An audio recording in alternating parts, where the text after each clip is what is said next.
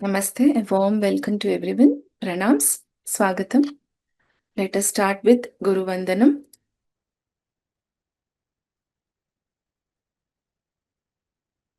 Gururev gatir gurumev bhaje gurunaiva sahasmi namo gurave na gurov paramam shishurasmi guroho matirasti gurau mama pahi guru. ध्यानम् सिन्दूरारुणविग्रहान् त्रिनयनाम् माणिक्यमौलिस्फुरत् तारानायकशेखराम् स्मितमुखीमापीनवक्षोरुहाम् पाणिभ्यामलिपूर्णरत्नचषकम् रक्तोत्पलं बिभ्रतीम् सौम्यां रत्नघटस्थरक्तचरणां ध्यायेत् परामम्बिकाम् अरुणाङ्करुणातरङ्गिताक्षीं धृतपाशाङ्कुशपुष्पबाणचापाम् अणिमादिभिरावृतां मयूखैः अहमित्येव विभावये भवानी ध्यायेत् पद्मासनस्थां विकसितवदनां पद्मपत्रायताक्षीं हेमाभां पीतवस्त्रां करकलितलसद्धेम पद्मां वराङ्गीम् सर्वालङ्कारयुक्तां सततमभयदां भक्तनम्रां भवानीं श्रीविद्यां शान्तमूर्तिं सकलसुरनुतां सर्वसम्पत्प्रदात्रीम् सकुङ्कुमविलेपनामलिकचुम्बिकस्तूरिकां समन्दहसिते क्षणां सशरचापपाशाङ्कुशाम् अशेषजनमोहिनीमरुणमाल्य भूषाम्बरां जपाकुसुमभासुरां जपविधौ स्मरेदम्बिकाम्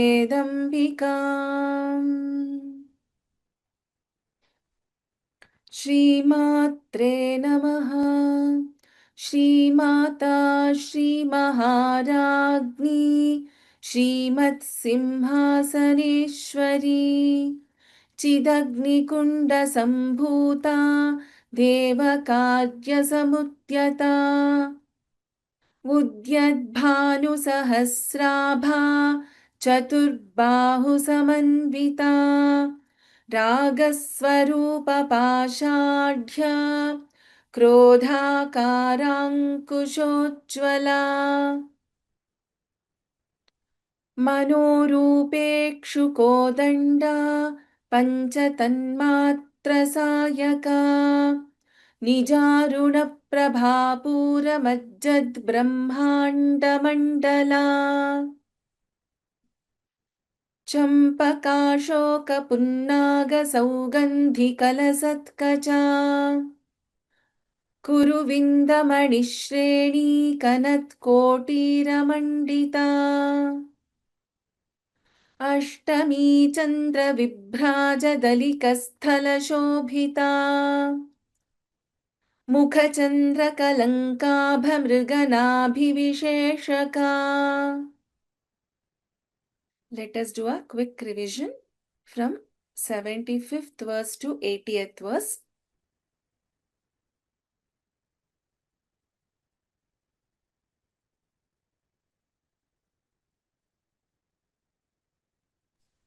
We'll start from 76th verse for revision. Try, you can repeat after me once.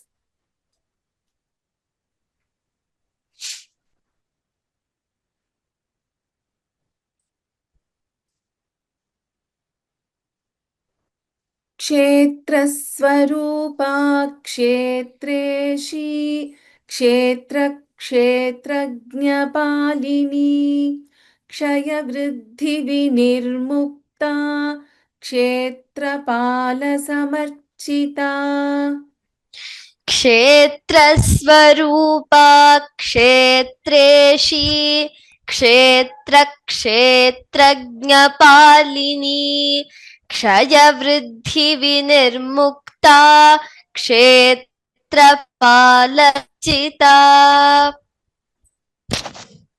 Once again. क्षेत्रस्वरूपा क्षेत्रेशी क्षेत्रक्षेत्रज्ञपालिनी क्षयवृद्धिविनिर्मुक्ता क्षेत्रपालसमर्चिता.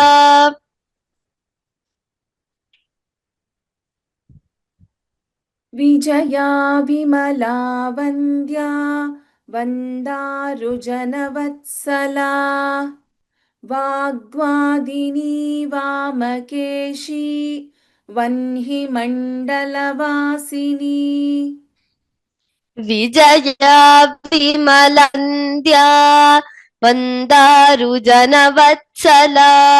वाग्वादिनी वामकेशी वह्निमण्डलवासिनी. Once again.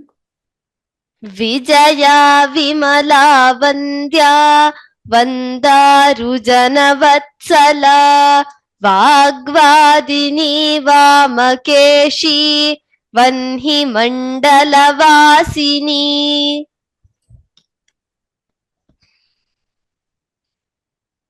भक्तिमत्कल्पलतिका पशुपाशविमोचिनी संहृता शेषपाषण्डा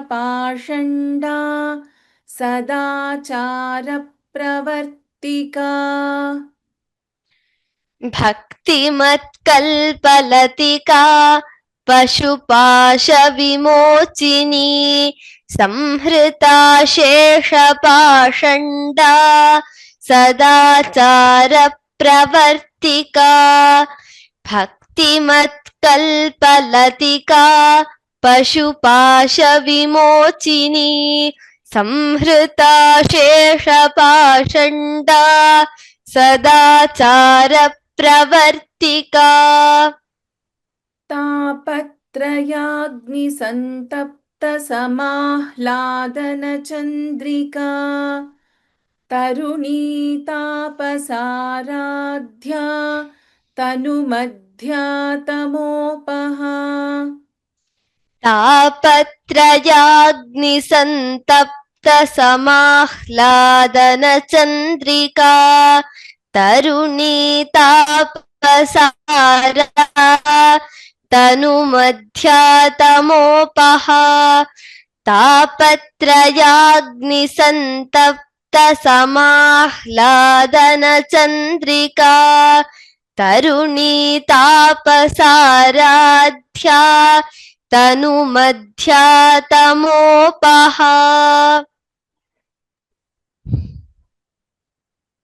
चितिस्तत्पदलक्ष्यार्था चिदेकरसरूपिणी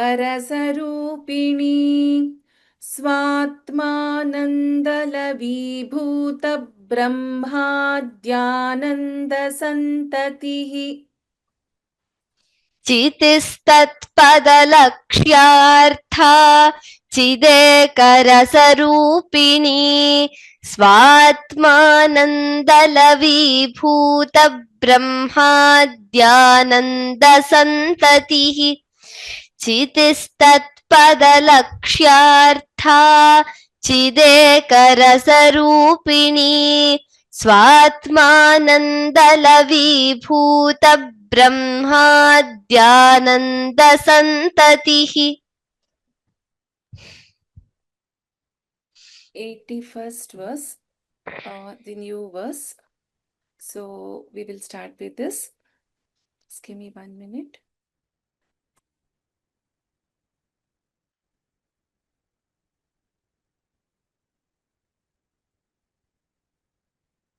परा प्रत्यक्षिती रूपा पश्यन्ती परदेवता परा प्रत्यक्षिती रूपा पश्यन्ती परदेवता मध्यमा वैखरी रूपा in madhyama dha is mahaprana in vaikhari kha is mahaprana bhakta manasa hamsika madhyama vaikhari रूपा both the ri and ru are dirghaksharas here bhakta manasa hamsika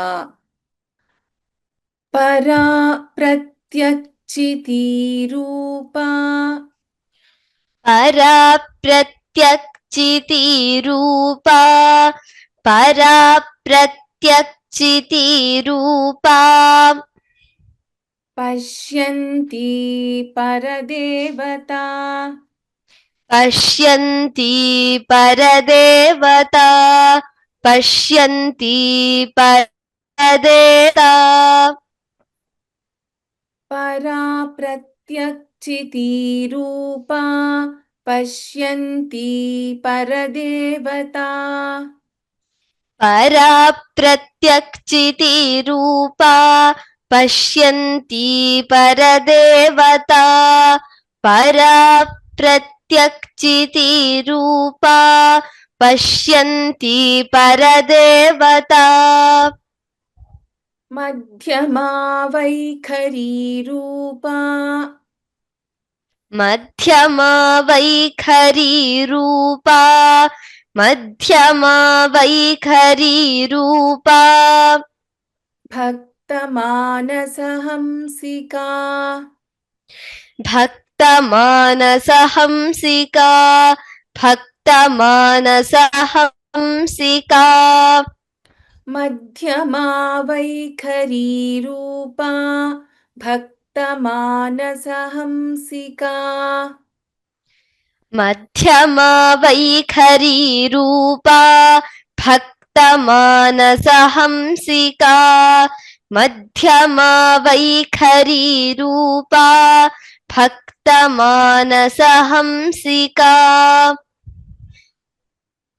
परा प्रत्यक्षिती रूपा पश्यन्ती परदेवता मध्यमा वैखरी रूपा भक्तमानसहंसिका परा प्रत्यक्षिती रूपा पश्यन्ती परदेवता मध्यमा वैखरी रूपा भक्तमानसहंसिका परा प्रत्यक्षिती रूपा पश्यन्ती परदेवता मध्यमा वैखरी रूपा भक्तमानसहंसिका.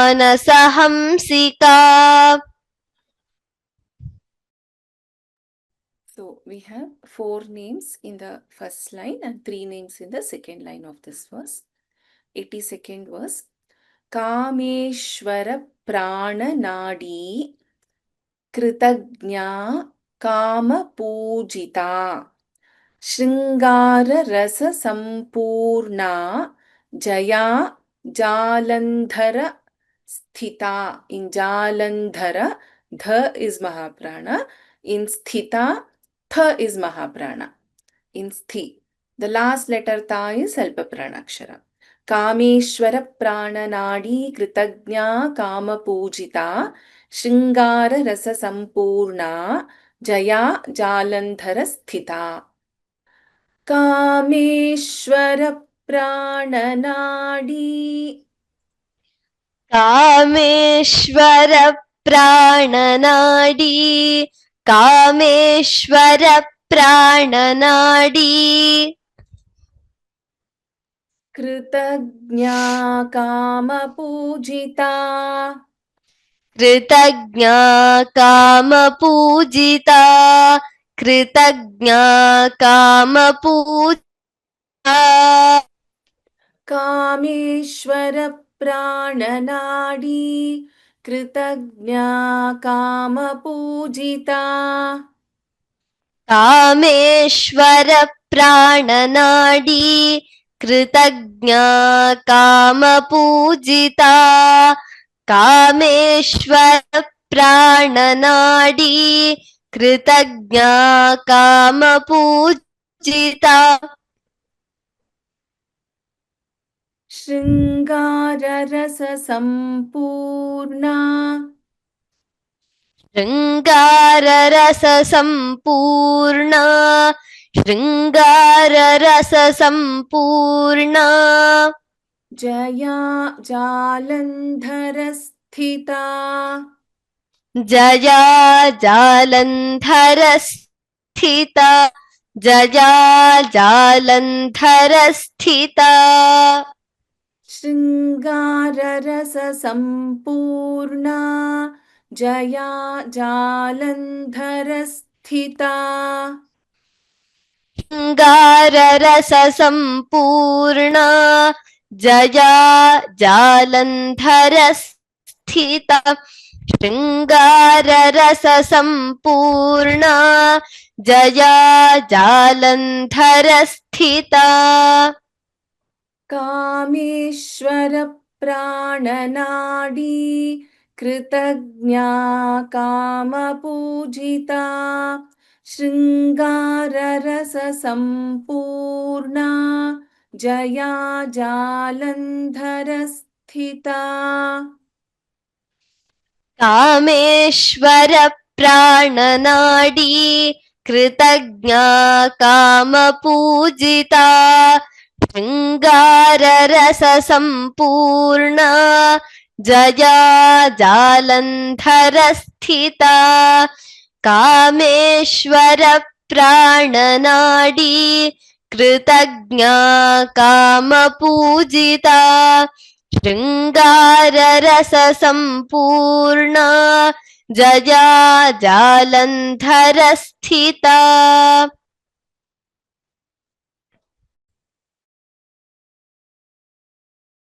We have 3 names in the first line and 3 names in the second line of this verse. 83rd verse. Vodyana Pitha Nilaya. Tha is Mahaprana here. Vodyana Pitha Nilaya. Bindu Mandala Vasini.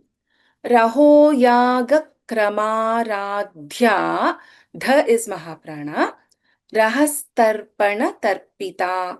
Odyana Pitha Nilaya Bindu Mandala Vasini Raho Yaga Kramaradhya Rahastarpana Tarpita. Odyana Pitha Nilaya. ओड्यानपीठनिलया ओड्यानपीठनिलया Bindu Mandala Vasini. बिन्दुमण्डलवासिनी बिन्दुमण्डलवासिनी Odyana Pitha Nilaya Bindu Mandala Vasini. ओड्याणपीठनिलया बिन्दुमण्डलवासिनी ओड्याणपीठनिलया बिन्दुमण्डलवासिनी Raho Yaga Kramaradhya. राहो यागक्रमाराध्या राहो यागक्रमाराध्या Rahastarpanatarpita. रहस्तर्पणतर्पिता रहस्तर्पणतर्पिता Raho Yaga Kramaradhya. Rahastarpanatarpita. राहो यागक्रमाराध्या रहस्तर्पणतर्पिता राहो यागक्रमाराध्या रहस्तर्पणतर्पिता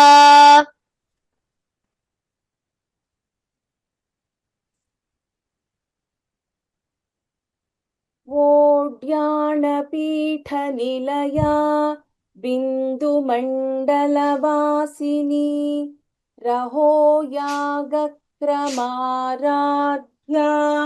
रहस्तर्पणतर्पिता ओड्याणपीठनिलया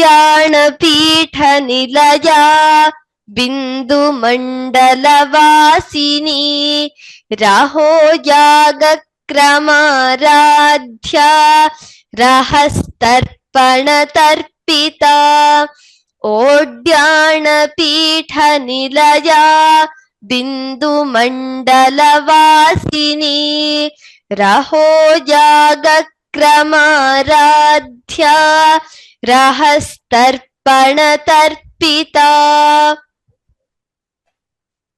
Tamam. 2 names in the first line, 2 names in the second line. Is my voice very low, Trai? Or is it okay? It's better now. Okay.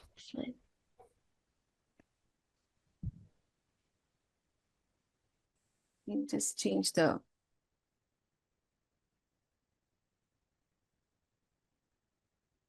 84th verse. It is Sadhyaha Prasadini. Since there is Pa here and we have a Visarga, so there is the Upadhmaniya. So this is pronounced as Sadhyah Prasadini. Sadhyah Prasadini. Vishwasakshini. Sakshi Varjita. Sadhyah Prasadini. Vishwasakshini. Sakshi Varjita.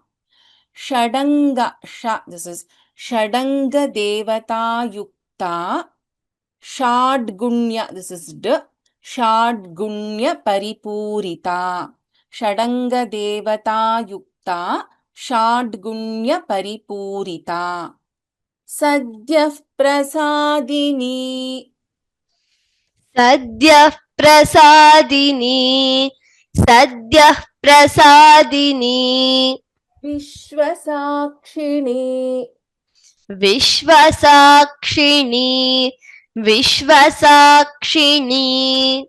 Sakshivarjita. Sakshivarjita. Sakshivarjita. Sadyah Prasadini. Vishwasakshini. Sakshivarjita. Sadyah Prasadini. Vishwasakshini. Sakshivarjita. Sadyah Prasadini. Vishwasakshini. Sakshivarjita. Shadanga Devata Yukta. Shadanga Devata Yukta. Shadanga Devata Yukta. Shadgunya Paripurita. Shadgunya Paripurita. Shadgunya Paripurita. Shadanga Devata Yukta. Shadgunya Paripurita. Shadanga Devata Yukta.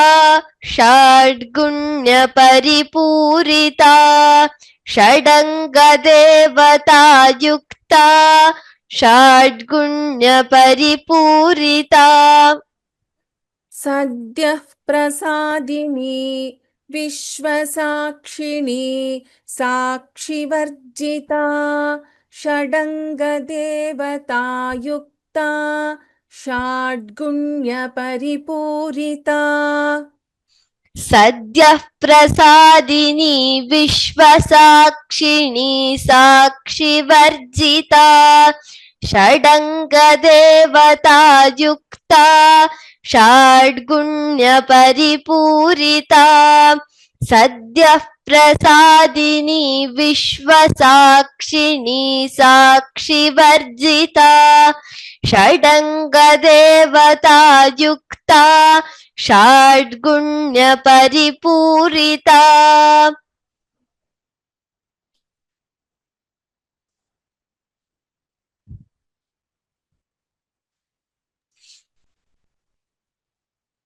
So we have 3 names in the first line of this verse.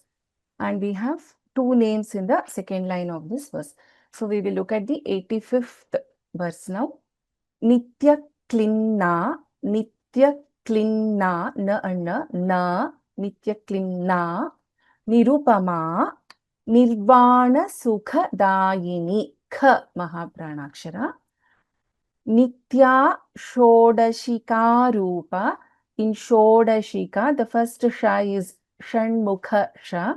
The second one is as in Shiva, Shodashika, Shika, Shodashika Rupa. Ru is Dirgha. Shrikantardha Sharirini. In this Shrikantha, Tha is Mahaprana and Ardha Sharirini, Shrikantardha, Dha is Mahaprana. Nityaklinna Nirupama. Nityaklinna Nirupama, Nityaklinna Nirupama, Nirvana Sukhadayini. Nirvana Sukhadayini, Nirvana Sukhadayini, Nityaklinna Nirupama, Nirvana Sukhadayini. Nityaklinna Nirupama, Nirvana Sukhadayini, Nityaklinna Nirupama, Nirvana Sukhadayini, Nitya Shodashika Rupa. Nitya Shodashika Rupa, Nitya Shodashika Rupa, Shrikantardha Sharirini. Shrikantardha Sharirini, Shrikantardha Sharirini, Nitya Shodashika Rupa. Shrikantardha Sharirini. Nitya Shodashika Rupa, Shrikantardha Sharirini, Nitya Shodashika Rupa, Shrikantardha Sharirini, Nityaklinna Nirupama, Nirvana Sukhadayini. Nitya Shodashika Rupa. Shrikantardha Sharirini. Nityaklinna Nirupama, Nirvana Sukhadayini, Nitya Shodashika Rupa, Shrikantardha Sharirini, Nityaklinna Nirupama, Nirvana Sukhadayini, Nitya Shodashika Rupa, Shrikantardha Sharirini.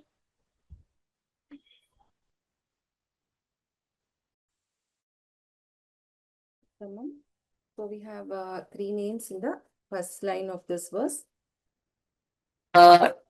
Two names in the second line of this verse.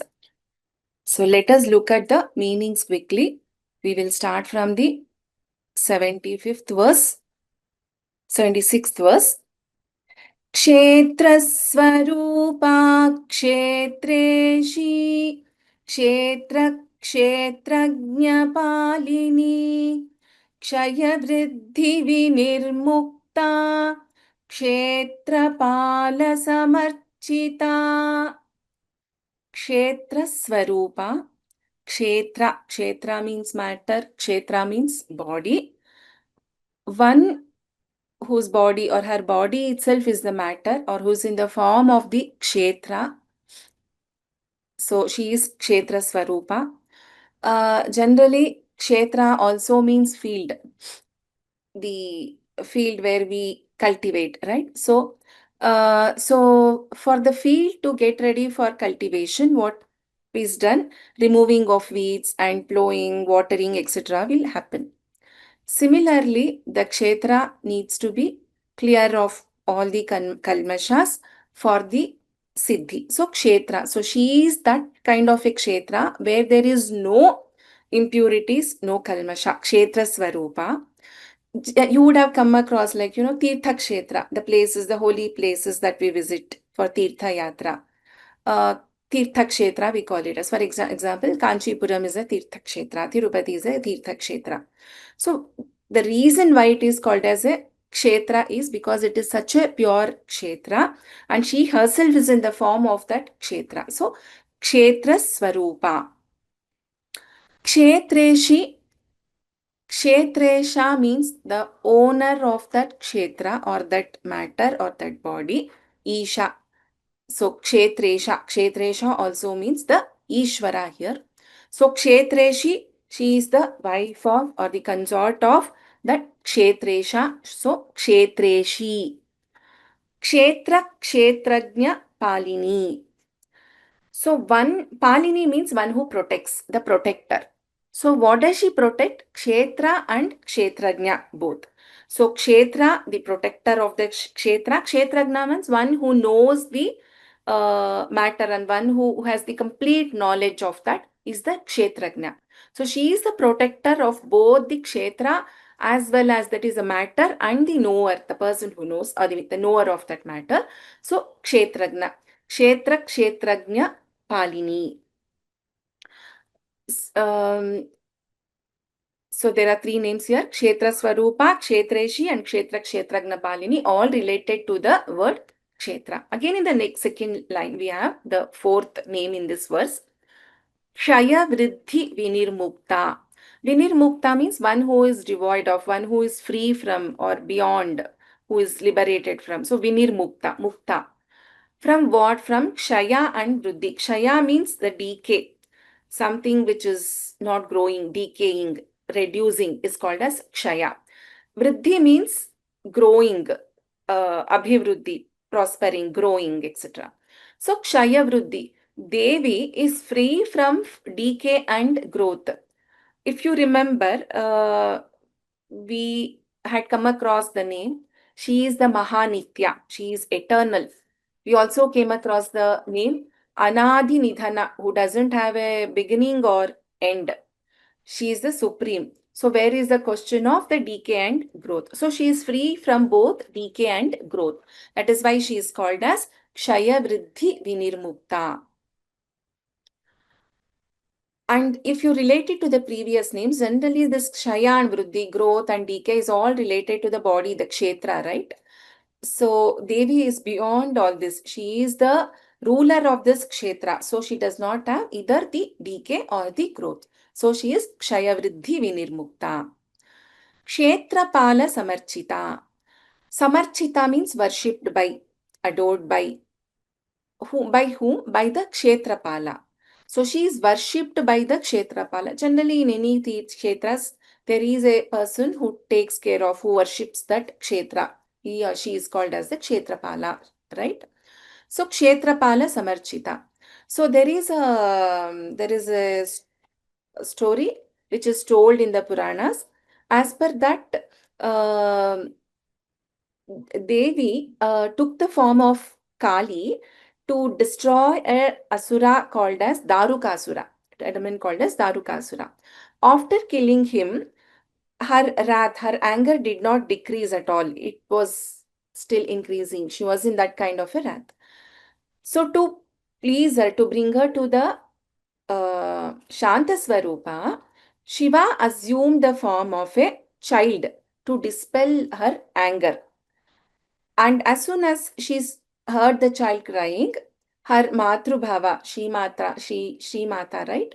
So her motherly affection came forward and her anger decreased. The child was called as Kshetrapala. So that is why it is also Kshetrapala Samarchita.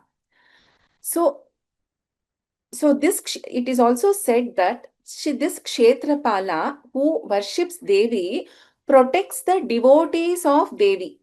So the Kshetrapala protects the worshippers of Sri Devi and she is Kshetrapala Samarchita. So in this, as we mentioned earlier, there are three names in the first line and two names in the second line.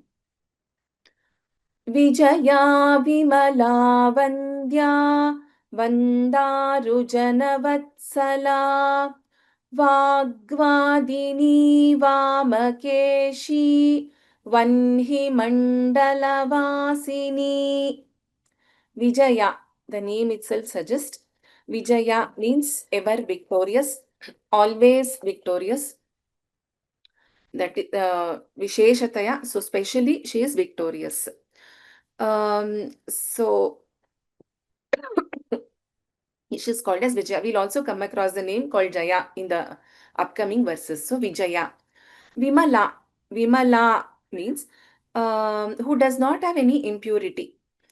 So she is free from all kinds of impurities. Mala means impurity. So she is without any impurity. So she is called as Vimala. If you remember the previous names, I think in the Nirmala 135th name, Nirmala also means she is very inner pure from Nirmala Shuddha. So Vimala, Vimala means there is no impurity in Devi. Vandya. So she is worshipped by, she is adorable, she is worshipped by all the devotees. So she is Vandya. Why she is worshipped, adored by all the devotees? Because she shows immense affection to all her bhaktas, all those people who worship her. That is what is told in the next name here, Vandaru Jana Vatsala. Vandaru Jana Vatsala. Vatsala means she is very affectionate, fond of. Fond of whom? All the devotees whom she considers as her children. So, Vijaya, Vimala, Vandya, Vandaru Jana Vatsala. 4 names here. Vagvadini. Vagvadini means this Vag, the word. Vagvadini, Vadini means one who speaks. So Vagvadini means the speaker of the word. So she has the power that prompts to speak words. So she is called as Vagvadini. Vagvadini is also the name of the deity, Raja, another name for Raja Matangi in the army of Sri Devi. Since she is the origin of all the words in this word, because of that also she is called as Vagvadini. Vamakeshi, Keshi is related to hair. So Vamakeshi means one who is having beautiful hair. So the other way to interpret this is Vama means men, Isha means Ishvara, Lord. So Lord of men. Vamakesha here is the, can be the Ishvara. So she is the consort of Vamakesha. So Vamakeshi, and it also means one who has a beautiful hair, Vamakeshi. Vanhi Mandala Vasini. Vanhi means fire. Mandala means the circle. So she is in the who is one who is residing in the circle of fire, who is in this, who is present or who is dwelling in this circle of fires. There are 3 mandalas, right? Sun, fire, and moon. So she resides in the these 3 mandalas. So she is called as Vanhi Mandala Vasini. We have 3 names in the second line of this verse. Let us look at the 78th verse. भक्तिमत्कल्पलतिका पशुपाशविमोचिनी संहृता शेषपाषण्डा सदाचारप्रवर्तिका. So, Bhaktimatkalpalatika. Bhaktimatkalpalatika means one who is like the Kalpakalata. So Kalpakalata is, or the Kalpa, which means, which gives everything that one who desires.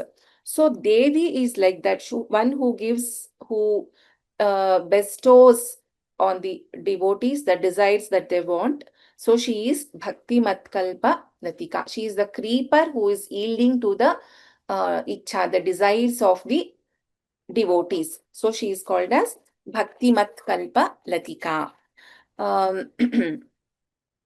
The other way to interpret this is Kalpa has another meaning called as imperfection. So she makes her devotees to move from imperfection to perfection. So for that reason also she is called as Bhaktimat Kalpa Latika. Pashupasha Vimochini. Pashu can be considered as one who is devoid of any conviction, that is the Pashu, that is the ignorant. So here Devi is liberating the ignorant from that pasha. What is that? That noose. Pasha means noose, the noose of ignorance. So she is liberating, she is releasing the ignorant from that pasha of ignorance or ajnana. So she is called as Pashu Pasha Vimochini. So generally as Pashu, who is attached to the pasha. What are those aspects of pasha, like hunger, thirst, greediness, etc. So she is liberating her devotees from all the things that are like pasha to this samsara for her devotees. So Pashu Pasha Vimochini. Samhruta Shesha Pashanda. So Samhruta Shesha Pashanda means, see, there are those who are averse or who think there is something beyond all the spiritual values are called as heretics generally. So she is the destroyer of Samhrita. She is the complete destroyer of Ashesha, without any Shesha left, without anything left. So she destroys completely all those who are averse to the spiritual values.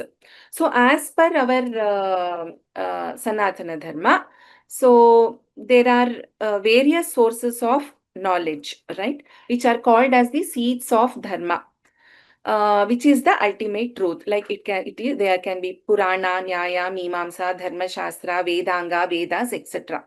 So those who think that is something beyond these, that that what is beyond all this, and imagining things beyond all this, and averse to these Dharma Shastra, so that kind of pashanda, that kind of qualities are destroyed by the Devi. That is what it means by saying Samhruta Shesha Pashanda. Sadachara Pravartika. Sadachara, Sat Achara, good achara, good action, right path. So Devi makes us to move towards the right path or right action. Pravartika, she instills into us, she incites us towards the right path or right action. So she is called as Sadachara Pravartika. So releasing Pashupasha Vimochini, releasing, that is from the noose of ignorance, and destroying all kinds of pashanda activities, and then initiating her bhaktas towards the right action. So Sadachara Pravartika. So 4 names in this verse. Let us look at the next one. Tapatrayagni santapta samahladana chandrika taruni tapasaradhya stanumadhya tamopaha. Repeat again. Tapatrayagni santapta samahladana chandrika taruni tapasaradhya tanumadhya tamopaha. Chandrika is the moonlight, right? How that Chandrika will be there, it will be very cooling. Samahladana. It creates that coolness for us. Samahladana Chandrika. So taking out all the tapa of the heat. Tapa means heat. So Devi is like that, who takes out all the tapatrayas, the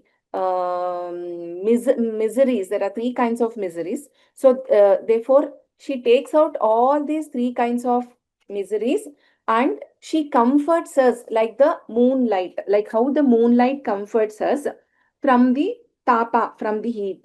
So that is how Devi is also comforting us by taking out all our tapatrayas. So we have generally 3 types of tapatrayas: Adhyatmika, Adhidaivika, and Adhibhautika. So Devi takes out all these kinds of tapatrayas, that is the miseries, and comforts us like a moonlight. That is why she is called as Tapatrayagni Santapta Samahladana Chandrika. Taruni means she is ever young, always young. So we came across in the previous name Kshaya Vriddhi Vinirmukta. We also know she is Mahanitya, right? So which means she is always young. She is always there. She is ever young. That is why she is Taruni. Tapasa Radhya. Tapasa means Tapasaha means the ascetics, the people who meditate upon her. Tapasaha. So she is worshipped by the ascetics. So she is called as Tapasa Radhya. Um, so Devi, this tapasa in Tapasaradhya, we can also consider, like, tapa means because of the samsara tapatraya, which we came across the previous tapatraya agni santapta. So samsara in samsara there is sara, the essence. So what is the essence for us to get liberated? The essence is aradhya, that is worshipping whom? Devi. So Tapasaradhya. Tanumadhya, one who is slender in the waist, that is Tanumadhya. Tamopaha, tama means tamas means darkness. Here we can refer to it as ignorance. Tamopaha means one who removes, who destroys the darkness is called as Tamopaha. Tanumadhya, Tamopaha. So there is, the first line is only one name in this verse, and in the second line we have 4 names here. Let us move to the next one, 80th one. Chitistatpadalakshyaartha chidekarasarupini स्वात्मानन्दलवीभूत ब्रह्माद्यानन्दसन्ततिः. Chiti, here chitihi. So if we split this word, it is chitihi tatpada lakshyartha. So there are 2 names here, chitihi and tatpada lakshyartha. So chit is tatpada lakshyartha when we chant it together. So chitihi here means the intelligence, the knowledge. So one who is in the form of the knowledge or intelligence is chitihi. So Devi is also called Chit. We know that Chidagni Kunda Sambhuta. She is the life of those who desire the life, Chiti. So in Devi Saptashati, we would have come across this verse. Chiti Rupena Ya Kritsnam Yetat Vyapya Sthita Jagat Namastasyai Namastasyai Namastasyai Namo Namaha. So she is in the form of this Chiti, that is the supreme knowledge or intelligence. Tatpada lakshyartha. Tat-pada. Tat is a word. The word tatpada means word. Tat-pada. The word tat. So she is what which is being described as that tat itself. Tatpada lakshyartha. The connotation of the word tat. Tattvamasi we have heard, right? That supreme Brahma. That is tatpada lakshyartha. Chideka rasarupini. Chideka rasarupini means that chit we know, chitihi chit we know, that is the intelligence, knowledge. She is the one essence, the complete, the only essence of intelligence, which means she is completely in the form of that knowledge. So chideka rasa rupini, eka rasa, so that one form of intelligence. Swatmananda lavibhuta brahmadyananda santatihi. Swatmananda, Ananda, bliss, happiness, that bliss what we experience. Swatmananda lavibhuta brahmadyananda santatihi. So the bliss which is obtained by the Brahma and others, can be Indra, Vishnu, everyone, all the deities. The totality of the bliss of all that put together is the minute portion as compared to the Devi's bliss. So Devi's bliss, the happiness that we get from Devi is multiple times as compared to others. That's what this means. So Swatmananda Lavibhuta Brahmadyananda Santatihi. Brahma and others. The bliss of Brahma and others, the Ananda Santatihi, is very minute as compared to the bliss of Devi's own bliss. So we have 3 names in the first line of this verse and 1 name in the second line. Let's take a quick time check. Try. What's the time? I'm sorry.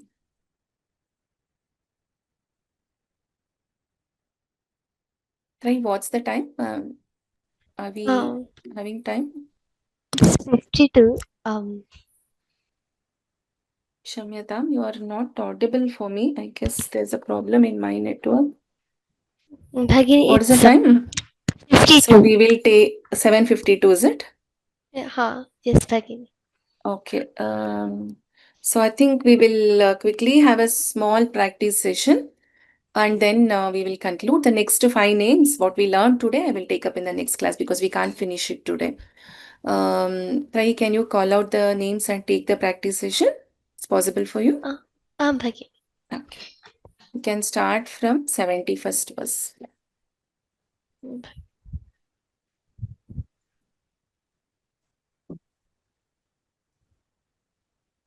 I request those who chanted in the last 2 classes, please do not raise your hands.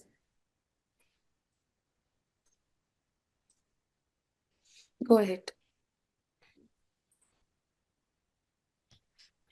Vandana Bhagini.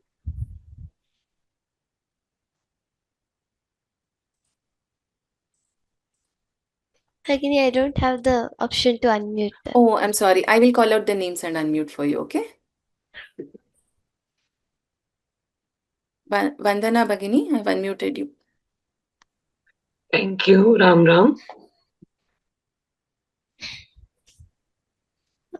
Bhagini, could you please chant the 71st verse? Ram Ram. Ram. Raj Rajarchita Ragni Ramya Rajivalochana Ranjani Ramani Rasya Ranat Kin Mekhala. Bhagini, in the first pankti, it is Rajiva Lochana. There is Dirgha in Jakara. And in the fourth pada, it is Ranat Kinkini Mekhala. Ranat Kinkini Mekhala.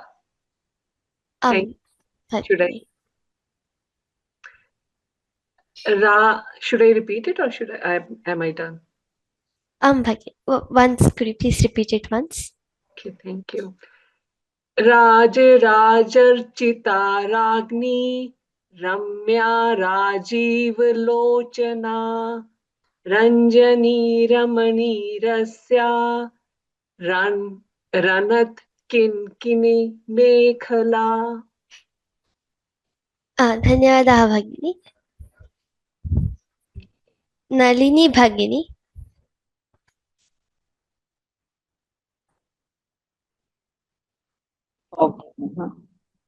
Rama राकेन्दुवदना रतिरूपा Ratipriya रक्षाकरी राक्षसग्नि रामा रमणलम्पटा.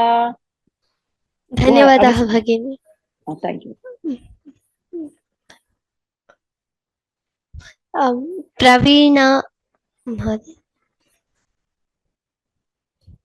नमस्ते भगिनी. नमस्ते. काम्या कामकलारूपा कदम्बकुसुमप्रिया कल्याणी जगती कंदा करुणारससागर. धन्यवादः भगिनी. धन्यवादः भगिनी. श्रीविद्या भगिनी.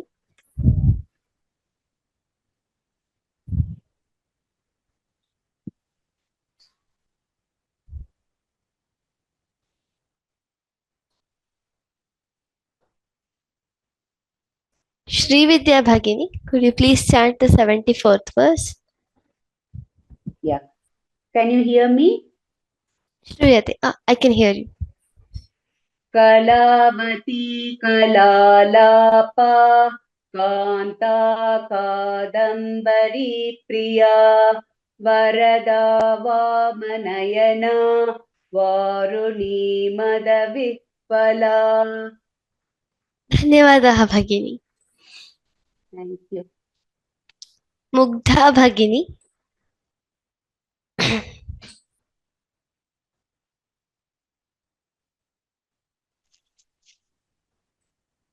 Which verse?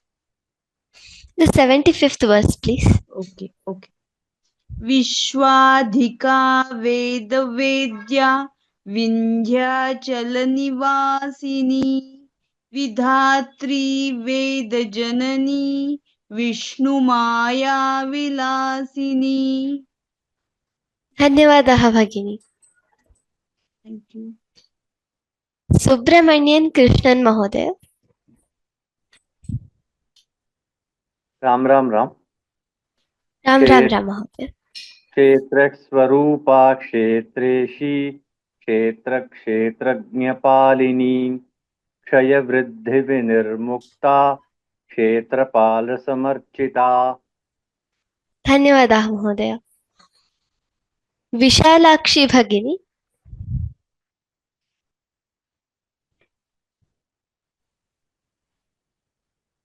विजया विमला वन्द्या वन्दारुजनवत्सला वाग्वादिनी वामकेशी वह्निमण्डलवासिनी. धन्यवादः भगिनी. ओमांशी गिरी भगिनी.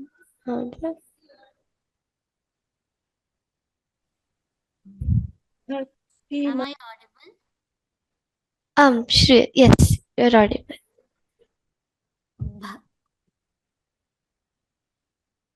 भक्तिमत्कल्पलतिका पशुपाशविमोचिनी सहंसृता शेषपाषाण्डा सदाचारप्रवर्तिका. So in the third pada, it is Samhrita Shesha Pashanda. Okay, I'll repeat once again. भक्तिमत्कल्पलतिका पशुपाशविमोचिनी संहृता शेषपाषाण्डा सदाचारप्रवर्तिका.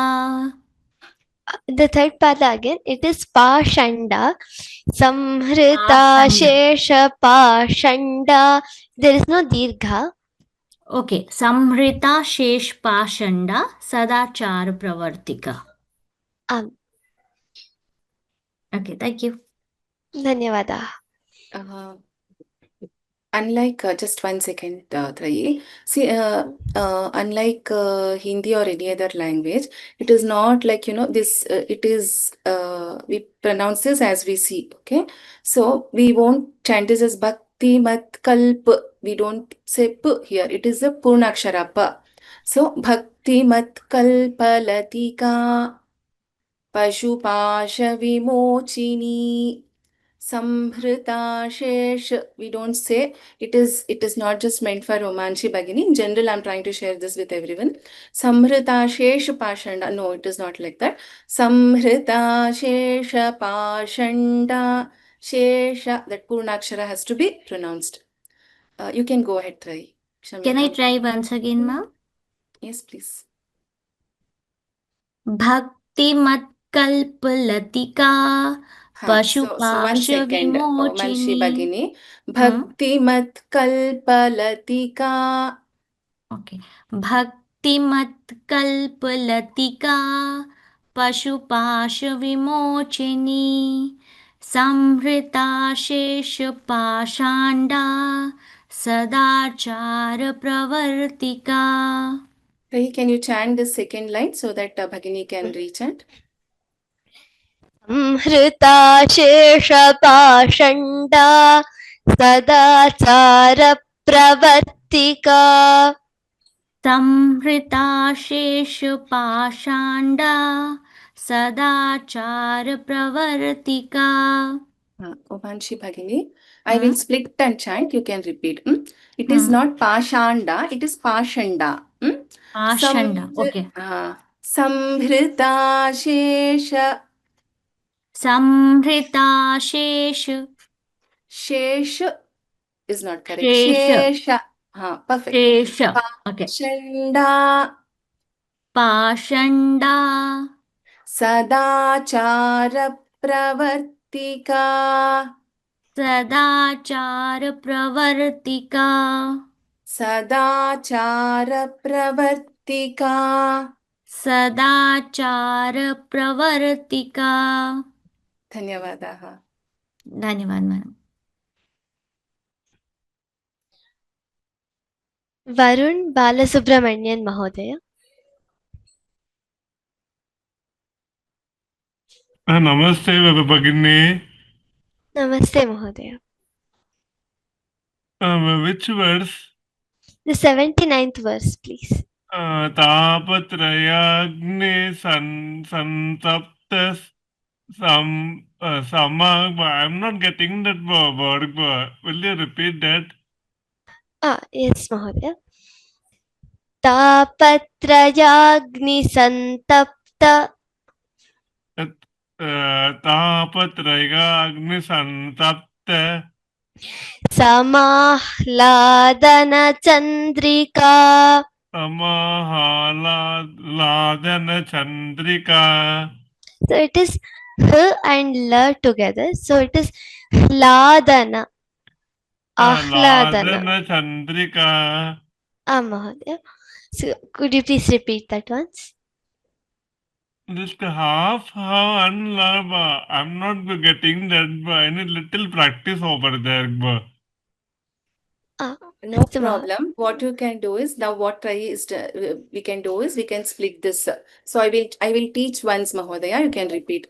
Tapatrayagni Tapatrayagni santapta santapta samahladana Samahladana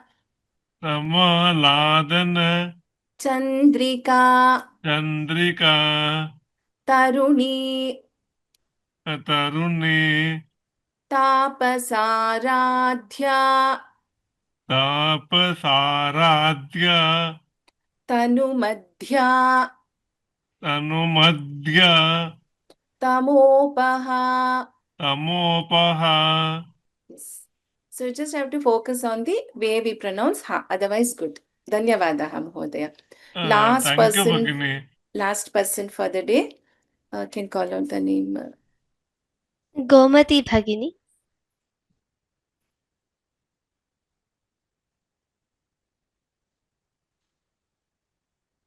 Gomati Bhagini, could you please chant the 80th verse?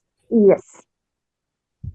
Titistatpadalakshyartha Chidekarasarupini Swatmanandalavibhuta Brahmadhyananda Santatihi. Dhanyavadaha Bhagini. We'll do the Mangalam. Sarvamangalamangallye Shive Sarvarthasadhike Sharanye Triambake Devi Narayani Namostute. Pranams, Namaskarams to everyone. Punar Milamaha. Dhanyavadaha.